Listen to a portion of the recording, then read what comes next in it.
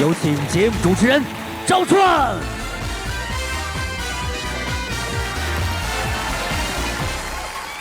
谢谢现场的观众朋友们，谢谢大家。欢迎电视机前的观众朋友走进天津卫视的大型情感节目《爱情保卫战》。电视机前的观众朋友现在可以拿起手机扫描我们屏幕下方的二维码，添加《爱情保卫战》的官微，了解更多的情感故事，参与我们的情感在线互动。来看看今天我们请到的几位老师是谁？他们是著名的媒体评论人于波鸿于老师，欢迎于老师；著名的情感作家苏秦老师，欢迎苏老师。大家的老朋友，来自华谊嘉信的高级副总裁曲伟曲老师，欢迎曲老师；还有你们的爱情导师涂磊涂老师，欢迎涂老师。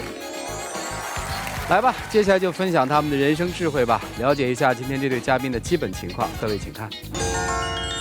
我现在越来越受不了我的婆婆了。我每次回家，然后我婆婆每次都给我们提到钱，每次都给我们要钱。你说我们压力也很大的呀，我都不知道现在该怎么办了。我老公呢也不帮我，所以说我现在真的很纠结。我爱人呢，这个人呢，他比较对钱比较看得也重一点。我父母亲呢也是的，一个是我爱人，一个是我父母。对于我夹在中间呢，我也很难。有的事情也不要太斤斤计较，大家都不要把这个钱看得太重就行了。这些次来呢，我也希望就是说我老婆把她这个心结就是解掉。掌声有请这一对，有请张先生，40岁，来自江苏个体，有请张先生。曹女士，39岁，来自江苏个体，有请曹女士，有请。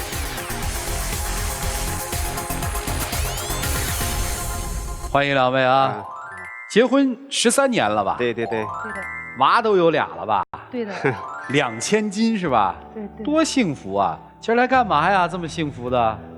主要是我和我婆婆吧之间发生点不愉快。我跟我老公讲，然后我老公他不站在我这方面，不站在我这边的，他都是向着他妈妈说：“哎呦，他们老人啊都是这个样子的，你不要跟他们见识，怎么啊？”不帮我说话。哦，你们经常为婆婆的事儿争吵是这意思？还有对小孩子的事情。哦，那说说吧，为什么事儿争吵过？自从我生了女孩子之后吧，她的思想啊就发生了变化啊。对我呢也不像刚开始就是嫁进他家的时候，对我原来态度蛮好的，他们家对我都不错。自从我生了我女儿之后，对我的态度也不好了。刚生我家老大的时候吧，他刚开始陪我去医院的时候挺开心的，等到我生产那一刻，然后就是生出来，一看是个女孩子，他就不开心了，然后脸就直接是不看了，然后就坐到一边去了。然后我公公问他说生的什么呀？我婆婆就说女孩子，就很不开心，我公公也不开心。然后小孩子吧，不是我问你，你先生开心吗？他还行吧。你开心吗？当时我开心。闺女出生的时候你在吗？在。对，我老公也在。你看多好啊！然后坐月子期间嘛，带小孩子嘛，也都是我带，夜里面他也不帮我带啊。我刚生完小孩子，身体比较虚嘛，每天夜里面小孩子要喝奶啊什么的，我都要起来。我老公呢，然后当时在家几天，因为要做生意嘛，我就叫他去了。然后当时我妈妈还没有过来，所以说呢，我婆婆呢，她就帮我做饭。我说叫她就是晚上的时候陪我一起，然后带小孩。然后她说她不行，跟我睡在一起，她睡不着。我说那你睡不着，关键是小孩子半夜里要喝奶啊，老是哭啊，我身体也不行啊，腰也疼啊，什么胳膊也疼啊什么的，抱小孩也抱不动。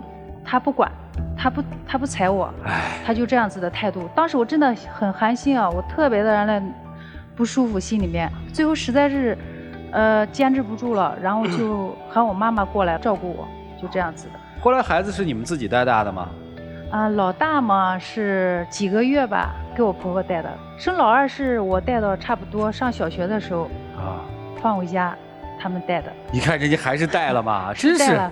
他也有优点的，又不是说他不好，就是说他主要是为钱。是我婆婆，她每次总是给我们要钱。那你慢慢把这事儿说一说，好不好？现在小孩子都在上小学嘛，每个学期呢，我们都把学费1分不差的全部让来给他们，包括生活费啊也给够了啊。但是呢，每次打电话里面他还是会给我们要，每次回家的时候他也是的。说哎呦这个钱怎么原来不够花了呀，怎么想给他少啊，怎么啊？不是你每次要是说平时吵得少的话就算了，他就说跟他吵架吵多了，我父母亲他就是说好像把钱就是说给我们分的比较近一点了，知道吧？哦啊，当面吵吗？吵啊，吵过的。为啥吵啊？有时候为带小孩，有时候然后就是卫生方面的，还有钱的事情。真当面吵啊？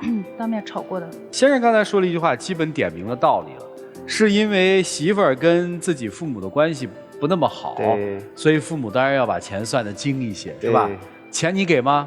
我一般给啊，要就给是吧？要多少给多少。那给不就得了吗？是给的，关键是我婆婆总觉得不够啊，她就觉得哎呦，她在家带小孩子辛苦。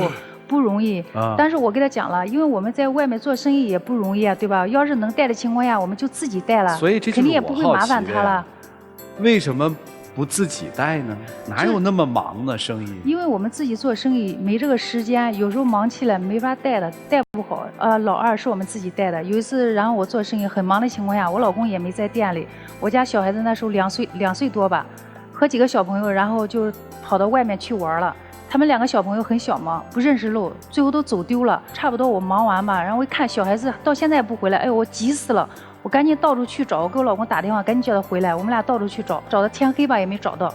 最后碰到一个好心人，他讲，他说原来看到2个小孩子在马路边哭，人家原来就是有个别的好心人报警，最后警察把我们小孩带到警察局。哎呦，那你特别的后怕。把生意放下来，你带娃不就完了吗？把生意交给他做嘛。一个人也忙不过来啊，所以说呢。我不能说闲着，也要一起挣钱，因为他父母嘛也不上班嘛，2个人都在家里，他们年纪呢就是说还好吧，也不算太大，也能帮我带带。我们小孩子吧现在都上小学了，帮他们做做饭呀什么的，洗衣服。那就给老人点钱呗，带着很辛苦，就是说较什么劲呢？每次呢我们回家也都给的。但是呢，他总感觉不够，总感觉我们在外面能挣钱，总感觉我们有钱，所以说呢，他老是给我们要钱。经常为钱吵吗？每年回家基本上我们平时不回家吧，都是过年回家，基本上都是为钱吵啊。然后我父母亲那边呢说，你多拿一点钱，我做保姆的话1年多少钱，2个小孩。然后我老婆她就说，哎呦，我们外面买房子啊，什么。都有负担啊，是不是啊？每次我给他妈，然后就为这些事情不开心。我老公呢不帮我，每次都是向着他妈，帮他妈说话，不帮我讲话。有时候为这些事情吧，也会发生一点小争执。那你们现在2个孩子等于都交给爷爷奶奶管了，是吧？对的。那你们月到底给爷爷奶奶多少钱呢？就是说不是说每个月给的，就是说我们是1学期一般给1万块钱嘛，给他们2孩子给1万块钱。还管吃管住，不是平时那个吃吧？有时候我们买的都寄回去，还有衣服嘛，都是我们买好的。我婆婆的账算得太精了。因为，因为他手里也有钱的，又不是没有啊，他为什么每次都给我们要钱呢？对吧？我的天哪，你怎么是这个？他有钱是他的，他帮你带孩子，不管是情分还是本分，您是不是都应该给人钱呀？应该是应该给的，但是我也没少给啊。你又说人家看不上闺女，你2闺女不都人家带的吗？那你们逢年过节给老人钱吗？逢年过节也给的。给吗？给一点点，给的不多。给的也不是太多，但是他们也不缺钱，主要是他们也不缺钱，他们还一直给我们要钱。行，那你有没有想过为什么他们要玩命问你们要钱啊？这个我不太清楚，为啥呀？直到现在我还问我。我问问你们是春节回家对吧？对，春节回家的时候，这个处得好吗？一般就是说总会有点疙瘩的，总会不是像以往那样哦。等于现在春节回家会吵架，是这意思吗？对对对。为啥吵啊？就比如说我婆婆，然后她那个人嘛，就是说不太讲究吧，不爱卫生。有一次吧，就说我回去看到她，然后用那个脸盆洗脸，然后过了一会儿。他又用那个盆洗菜，我看到了，我就给我老公讲，我说这样子，原来就是说洗脸的盆怎么好洗菜呢？这怎么吃啊？我跟我老公说，我老公原来他就给他妈了，问他妈了，这一问不当紧，一问原来他妈哇哇大哭，什么原来不要过了，说不过了。我知道我直接当面说他，他肯定不开心，所以让我老公说。你真有本事，你就真说呀。没有我。听到的意见，我肯定要向我父母亲要反馈一下。啊，你反馈什么呀？你傻呀？你真是，哎呦，我的天哪！你也是。说了完了，他还为什么吵啊？还就比如说，那个什么，每次然后洗碗啊什么的也洗不干净，洗锅，然后人家都用洗洁精，直接然后用清水一遍然后就过了啊，也洗得不干净。每次然后烧水，我说有茶壶，用茶壶烧，偏不要，就用锅烧，用锅烧的水，那水然后就说一倒里面有黑渣。我把厨房每次然后一回去左擦右擦，他就说浪费水，说我然后你看做个事情咋这么磨叽？你就在家里不说他的，作为他先生，我说他了也没用啊。他反而说我跟我父母亲一条路子的人。哎呀，我的天哪！比如说，我给小孩子买的衣服，买的白色的，或者是很好看的衣服，然后他给我洗的一塌糊涂，然后白色的变成黄色的，要么变成红色的。小孩子衣服对吧，要单独洗。他每次把小孩子衣服和大人的衣服放在一起洗，每次都是这样子。那你把他接到上海去行不行啊，大姐？我接可以啊，关键是我这个人一接，然后生意没法做了，没有收入来源了，我们压力也大呀。买车子、买房子也要交房贷，对吧？房租都要交的，也带着。跟你们亲吗？还可以。不可能亲。老大一年就看7天。老大有一点不太亲，老二还比较亲。反正你再这么放下去，也就不亲了嘛。我们把小孩子一接到身边，直接是没法做生意了。你要每天。对吧？辅导他工作啊。你们做什么买卖？那么开的是超市啊，超市啊开的。把他辞了，让他回家带娃去啊，雇俩员工。那没有经济来源，没有收入了，你说怎么生活呀？那就没法生活了。反正你都是理呗，行吧？主要解决是以后你们夫妻俩不打了，对吧？因为他爸他妈吧，我跟我老公每次来说，他就不开心，他就是总是向着他妈。行，一起进入丘比特问卷。我这个实在是因为听不下去了，我也不好那个，你们来吧。我也承认婆媳关系确实是一本非常难念的经，但是我们生活当中有很多的婆媳其实是处理得非常好的。你刚才一直在强调你婆婆为难你，你有没有为难你的婆婆？你一直在强调婆婆不理解你，你理解婆婆多少？你刚才一直在强调婆婆不尊重你，我请问你又尊重婆婆多少？我们有很多的进城务工的夫妻，他们再苦再累再难，也把孩子带在身边。我认识好多位，他们比你们难得多得多，但他们知道孩子不能缺失父爱和母爱，他们也不想让农村的老父母这么辛苦，他们宁愿自己辛苦都带在身边。你们在上海开一个超市，难道不能把孩子带在身边吗？所以你们两个人的问题，包括婆媳问题，都是由此产生的吗？如果说在这样的状况下，你们把孩子都接到上海，你们自己抚养，你多念念老人的好，多理解一点老人，尊重一点老人，那么这个婆媳关系也就烟消云散了。老人总不希望你们过不好吧？老人总不想和你吵吧？因为你有些做得太过分了。老人他也有人生阅历的，他也在平衡的，他也会委屈的，他真的委屈了。我今天真的为老人感到比窦娥还冤。谢谢博宏兄，来，苏老师。我算术不好，我刚才粗略的大体算了一下，就是1年，包括这种各种什么学费、书本费哈，然后再加上什么生活费，2个孩子半年是1万块，6个月是1万，对，半年是1万块，一个孩子相当于5000块，这大体算下来应该是每个月合800块钱左右吧。就是因为我身边确实有这样的朋友，因为你可能常年不带孩子，你不知道这个小孩子其实你知道他比大人要花钱，因为老年人你知道生活节俭惯了，我今天就炒个蔬菜，然后甚至是我不炒蔬菜，我就是咸菜，我就一盘饭我就吃了就没事儿。但小孩不是这样，小孩他嘴馋，他是要吃零食的。你开超市你应该知道一盒酸奶多少钱，然后一盒零食多少钱。你作为妈妈，我觉得他天天在算这个账，然后你天天说小孩花不了多少钱，那是因为你在带孩子的时候你没有给孩子花过钱。这位母亲，我觉得跟她的爷爷奶奶比起来，你一点都不爱她。你知道为什么吗？因为你一点都不心疼自己的孩子。没错。你站在这儿说我的孩子一个月花不了多少钱，1个月800块钱生活费，我觉得太多了。我婆婆还问我说这800块钱不够，我觉得你太冷血了。那是你亲生的孩子吗？而且你一直在强调说我在上海买房子买车我不容易，但是你要知道，你买房子买车跟你公公婆婆有关系吗？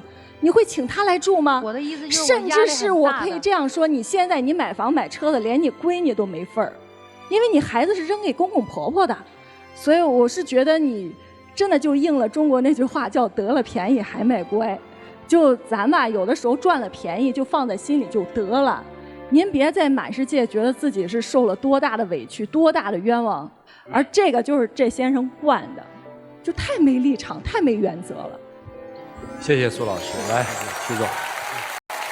如果电话那头不是你的婆婆跟你要钱，是孩子说妈给我点钱吧，我不够了，你有没有想到这个问题啊？婆婆没有跟你说孩子花多少钱，你给我多少服务费，不是啊，孩子需要钱，你都不知道在跟谁在刻薄呢，你在跟你的孩子。另外，你把孩子扔在了老家，自己在开着车。说对不起，我压力大，孩子你别过来。2个角色你都没有做好啊，一个是儿媳妇，一个是母亲啊。你让孩子如果他懂事之后听到你这么说的话，他会怎么想他的母亲呢？2个老人不容易，但是这个男人啊，你如果始终是这个样子的话，儿子你做的不行，老公做的不行，老爸呢你做的也不行啊，你觉得你失败吗？我有时候也说他，有时候跟我父母亲啊，他不听我的。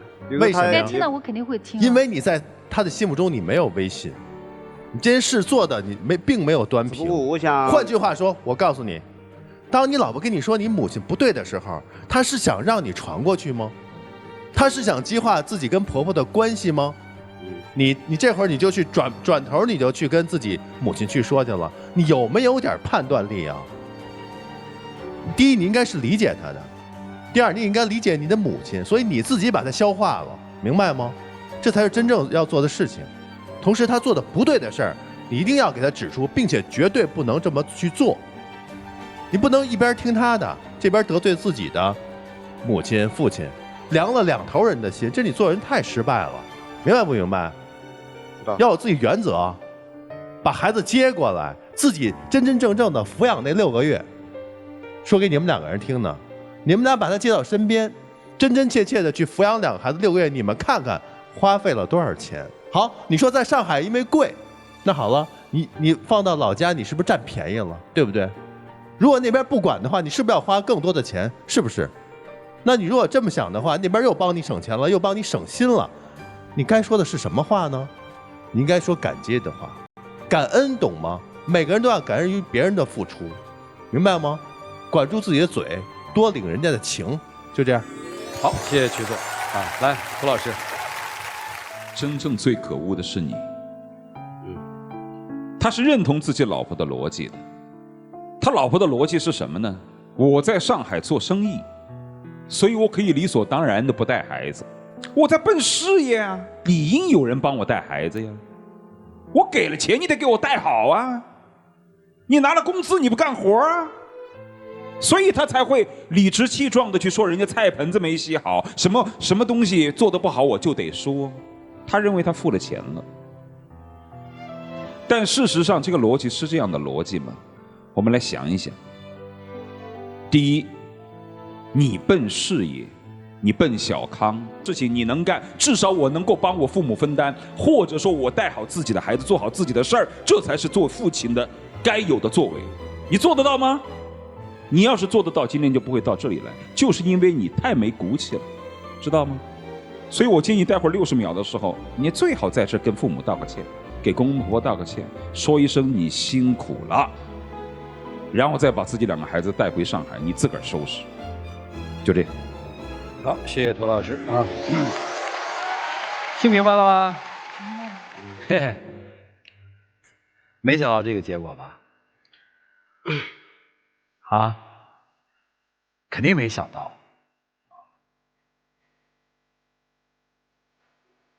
但是老师们说的是不是还挺有道理的？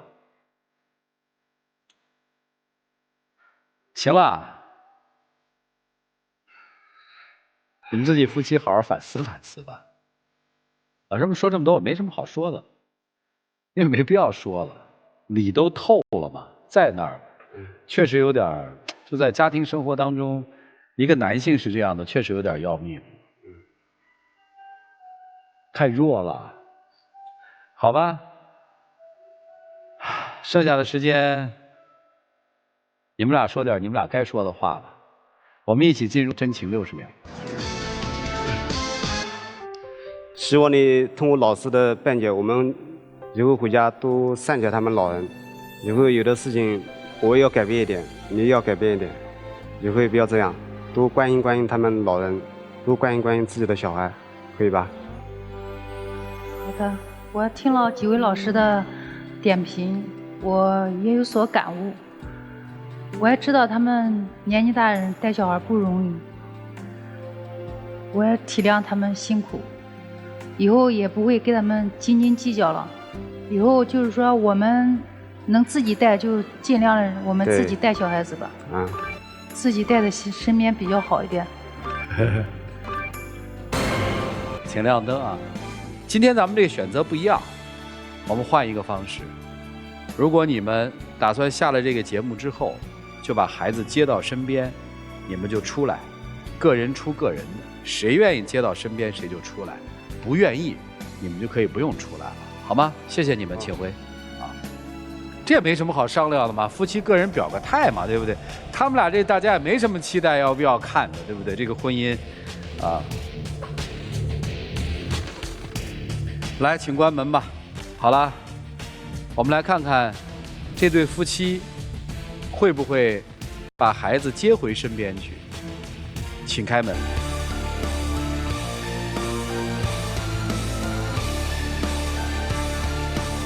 哎，这还差。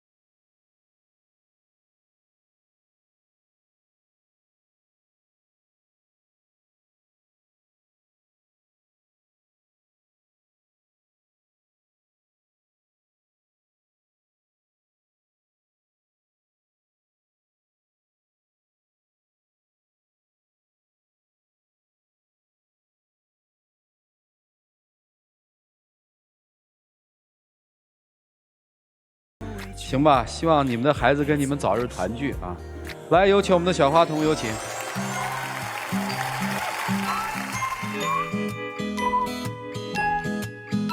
快接回来吧，好好的过啊！谢谢你们能来，好吗？少点抱怨，把孩子接回来，一家人快乐的生活。也许比以前累很多，但是收获一定很大。谢谢你们，请回吧。谢谢各位老师啊！谢谢，请回吧。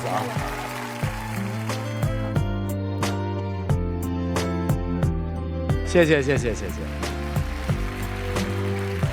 哎呀，希望他们这一家人早日团聚啊！那我们也希望相关的配套能够给这些到外面去务工、开阔眼界、接受新思维和新思想的朋友，当他们进城务工的时候，相关的配套会更顺畅一些，子女的教育什么的能够配套的更好一些，让他们减轻一些负担。来了解下一对的基本情况，各位请看。我们两个是打游戏认识的，相处快1年了。一开始都挺好的，我们俩不在一个城市，他也会经常来看我。但是时间长了，他脾气越来越大，说发火就发火，我有点接受不了。我这个人呢，就是脾气比较直，他呢就是比较固执，说什么都不听。我也是为了他好，他也知道，但是就是希望他不要那么固执。掌声有请这对情侣，有请。男嘉宾小鱼，21岁，来自辽宁，自由职业，有请小鱼，有请。女嘉宾小丁，21岁，来自福建，学生，有请小丁，有请。欢迎两位哈。谈了几年了？谈了有1年了。1年了啊？是。这个怎么认识的呀？当时我们是通过打游戏认识的。通过打游戏咋认识的呀？当时我还在部队。然后，因为周六周天我们会发手机，然后经常也因为没事会打一些游戏。在游戏中，然后认识了他，后来在网上先开始的网恋，然后我9月份退伍的时候，就在现实生活中确定了爱情。现在为什么来我们这儿呢？我们俩在一起也快1年了，但是还是会就是过程中会觉得很容易发火啊，还是会有很多矛盾。谁容易发火？他容易发火。哦。火有多大呀？为什么事儿发火呀？像他有一些女性朋友啊，然后那些女生会找他，比如说做 PPT、做表格，还会叫他帮忙去刷一些明明很简单的网课啊。但是作为女朋友，那我肯定不开心，我男朋友要帮别的人做事情，还是别的女生，然后2个人就因为这件事吵过几次架。帮刷网课是确实有一次给我打电话，而且你也在我身边，说找我帮忙刷一下这个网课。那去年我帮人家刷过，然后我就说帮人家刷一下很正常，就把手机软件一打开，在那儿一挂，帮人家挂一下，其实也很方便的一件事，也就这一次。那一次我自己在做我们社团一个 PPT， 突然有一个女生找他说让他帮忙做一个 PPT， 我也在做 PPT 啊，你怎么不帮我帮他？那我肯定生气啊。那上一次你跟我舍友2个人打游戏打到3、4点钟，还打着语音，又算什么？打游戏的话，因为我们是有一个群，我是管理，每天晚上都有一个上线，会有一个活动，每天晚上我都会在群里发语音。刚好他舍友也在玩那个游戏，就也在我们的群里，我又不是说跟你舍友单线打电话。那平时就算不是这次凌晨3、4点，你跟我白天打语音的时候，时不时还星星我又报了一个什么，认真你跟他说一声，或者怎么样，你们俩拿着我的语音聊得那么开心。那你说到这，你也打游戏，你自己也知道，有时候打游戏，你比如说报了一个好点的装备，或者说你打游戏的时候，出了一个什么好的东西，你也会跟你的这一群朋友发一个，我报了什么什么，开心，可能说就气他一下，怎么样，我有你没有吧，并且说你舍友，你说白了在你身边，我说就喊他一句，跟他说一声，开玩笑的一句，毕竟我们也确实都比较熟。你不能打字跟我舍友说嘛，非得在语音里就一句一句让我互相传达。小丁，你是不是特别在乎你？对。他是不是对这种小事儿，你们在这个生活当中，他老会跟你提起，是不是？有时候发一些小脾气吧，可能毕竟说白了，自己女朋友，你发一些小脾气很正常。我哄你，我惯着你，没事行，我哄你你想吃什么？行，我带你去，你别生气了，我哄你都是应该的。所以我想问，你看这不脾气挺好的吗？但他也有脾气不好的时候呀。就我前段时间他过生日嘛，然后我当时想说给他一个惊喜，我自己让我舍友也都瞒着他，我偷偷跑去辽宁找他。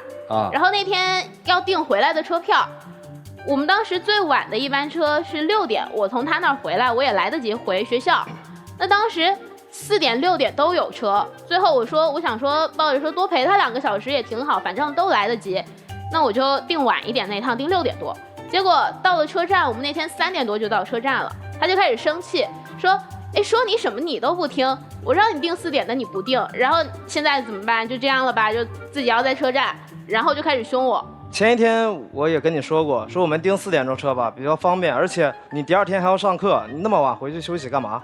还有一个就是当天确实我们3点多到了车站，然后当时我去问说能不能进站去送，也不行，然后我说那你自己进去吧，我确实就是很担心她女生一个人，身为男朋友我不放心，我感觉是正常的，可能当时确实就是关心则乱，就是当时脾气很不好，就一下就是上来脾气了，说你怎么什么都不听，我跟你说了订4点的，那是不是我给你送到你直接上车就可以走？你订6点的，你自己还要在这待着，我又不想让你在外边也都挨冻。还是关心。那我不是想多陪他2个小时吗？没必要突然就凶我呀。然后前段时间，当时有一个活动，我们俩2点要到那边，当时是1点多吧，我们从学校走，当时我要打车，车的定位是跑到旁边的宿舍楼，但是我们俩在食堂，我们就走过去一下嘛。然后他就开始说，怎么什么事儿都办不好啊，然后开始凶。然后上车的时候，我先坐进去，没有把包挪开，然后他就站在车门不进来。等我把包一挪开，他就把自己的背包扔进来，然后砰的一下就把车门关上坐进来了。当时我们是说2点钟有一个活动，我们要去，我没记错1点20，你跟我说走啊，我们去先吃口饭。我说那时间肯定来不及，毕竟你也没去过，我也没去过，我们不知道有多远。看地图导航的话，可能要10几公里，那可能万一堵点车什么的话，可能就也得40、50分钟，可能接近1个小时，我怕来不及。我说不吃了，怎么样啊？非要去吃。可能说在你的观念里，时间观念不是很重要，可能在我的观念里，时间观念就是很重要的一个东西。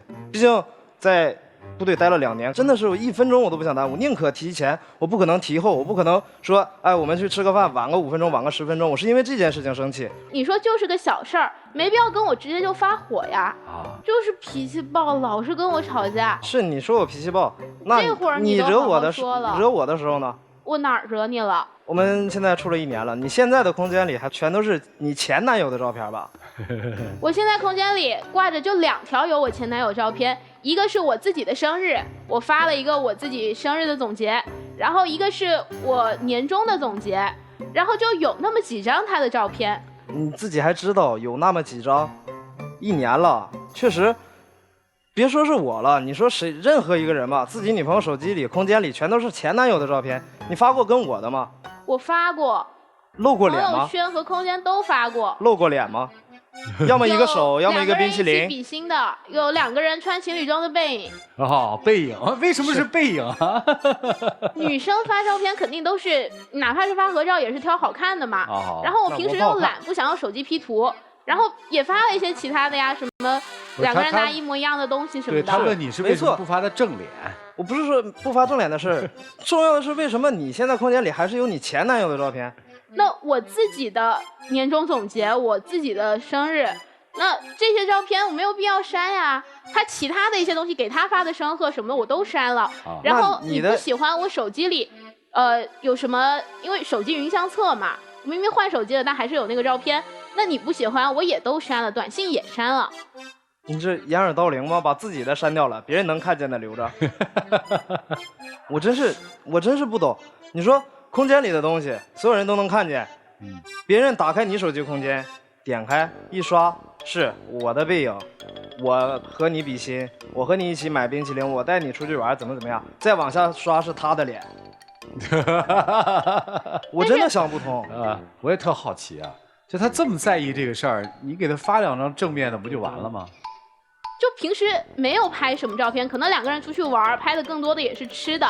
不是，那就这么在意了，为什么不满足他一下呢？那也有拍了，那就懒得 P 嘛。女生肯定要发一些自己 P 的好看的照片。你就让他改脾气了，你就这事儿你就懒吗？那他可以自己 P 了给我呀，他也没有说要我发哪一张。你不发都行，但你能不能把你前男友的照片删掉？我真的是不懂，一个女生，都已经是前男友了，都1年多了，还要留着人家的照片，也不是你现在没有男朋友，你挂着就挂着了，是我一段回忆。你现在有男朋友了，你可以说你自己的东西你留着，但你把照片删掉不行吗？我这个听到这儿的时候，我听明白点，这问题到底出在哪儿了？有点意思了。今天是谁要来的呀？我要来的。你是觉得这个情感出问题了是吗？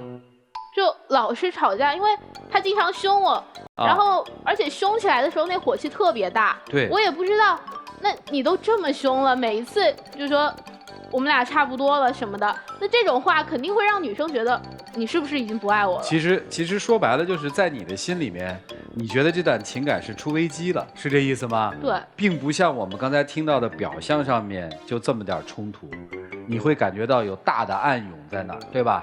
啊，感觉还是挺对的，直觉是挺准的啊，这个心里头很别扭，对吧？是，老觉得自己好像位置不是那么稳固。是，或者说位置没有那么重要，对吧？是，好像在那个人的心里面还有另外一个人还在那儿呢，进不去，是吧？是，心里难受啊。行了，我们让老师给分析分析吧。看起来是表象是一段没有大冲突的情感，其实你仔细听下来会发现一些问题。我们一起进入丘比特问卷。来，博宏兄啊，我们说男生你很有女人缘，而且女孩子也很喜欢和你交流，你也喜欢帮女孩子去做一点事情。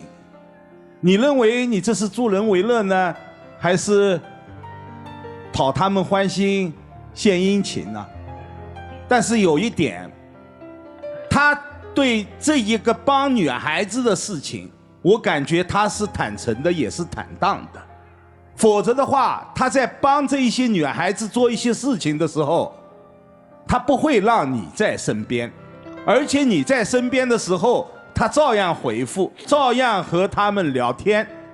这就说明他纯粹的就是在帮他们的这一个事物当中，不涉及到任何的情感。我们再说到你，也是同样。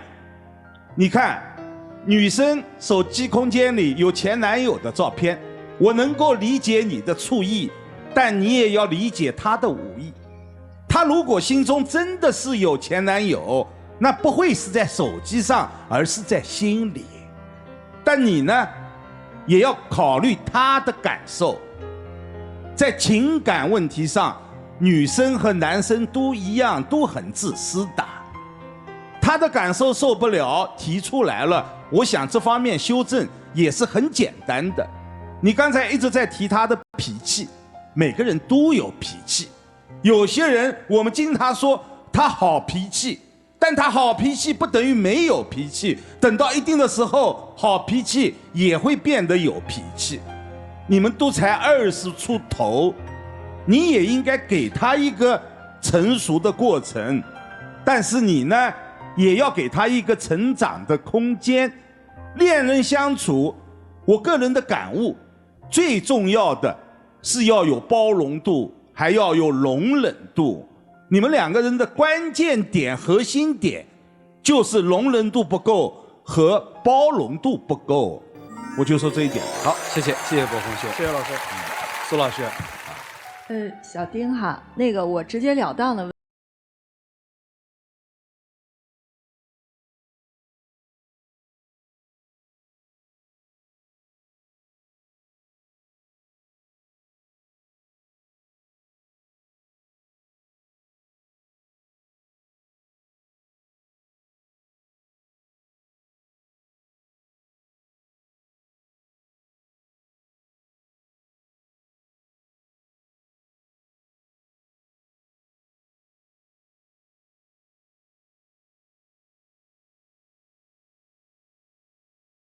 更加升级，这是需要你们两个人考虑的。我不出在那儿说出来，看他真正在乎不在乎你。如果不在乎你，不在乎你的感受，发脾气是没有用的，离开反而是最有效的。就这样。好，谢谢曲总。来，胡老师，这个男生每次吼你的时候，你是什么感觉？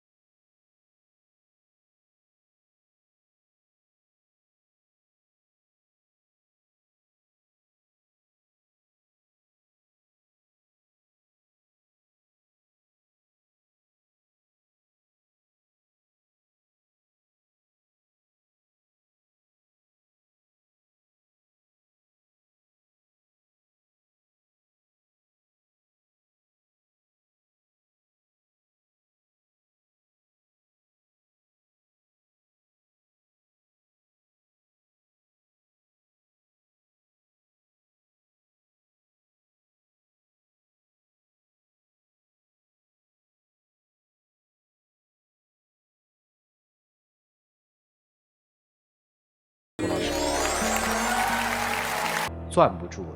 来，接下来一起进入真情60秒。在一起1年多了，今天没什么想说的，就想问你最后一句：在一起还是分开？在一起是这么长时间了，但是你每一次凶我，都会让我担心，这个人是不是不要我了？他是不是没有当初那么喜欢我了？我也会害怕，我也会希望你能温柔一点。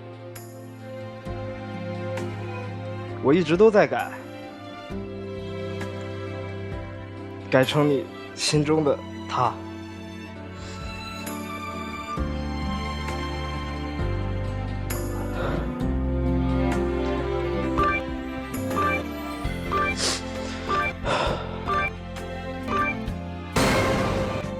请亮灯。谢谢2位的坦诚啊，请回吧，谢谢你们。